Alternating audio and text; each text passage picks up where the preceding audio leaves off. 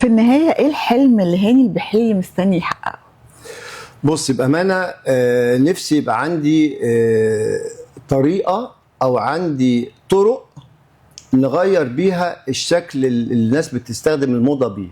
ازاي؟ يبقى عندك سورس للمحلات كتير فيها افكار حلوه شيك بتخدم كل الاجيال، بتخدم كل الاشكال كل الاجسام.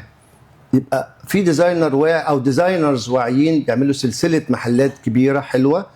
نفسي الشارع المصري يبقى شكله حلو زي زمان. لما بتتفرج على فيلم مصري قديم كلنا بلاك اند وايت بتلاقي الاناقه حتى في الحاره المصريه البسيطه جدا. فده لو احنا قدرنا نعمل ده عشان نحقق الشكل العام اللي مصر تستاهله، انا نفسي حلم من احلامي وبحاول احققه من كل. ده ازاي نحققه؟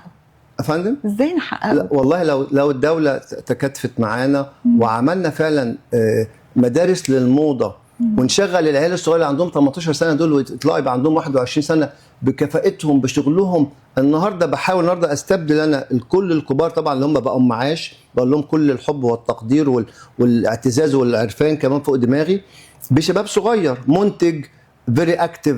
العيال بتجري بتتنط بيشتغلوا. فاحنا النهارده لو عملنا مدارس للموضه فعلا وترعاها الدوله وكان نفتح مصانع والمصانع دي تشتغل ونحط صنع في مصر. هقول لك على حاجه واحده بس، ان انا كنت في نابولي في ايطاليا، فانا كنت رايح فاشن شو في ايطاليا في نابولي، وانا فتحوا لي المتحف الوطني وعملوا لي فاشن شو ما حصلش. فكان عندنا يومين، فتاني يومين كده بنتمشى بقى ونعمل شوبينج. فداخل بجيب قمصان وحاجات كده مش براندز خالص، كلها حاجات ميد ان ايطالي. هم they are very proud in that made in Italy. طب منديل من المناديل معموله ب 25 يورو، مش غالي ومش رخيص بس معقول قوي. في المنديل 6 الوان، ست اشكال، والظهر 6 الوان مختلفين. تلبسي المنديل ده على كام؟ على 12 بدله.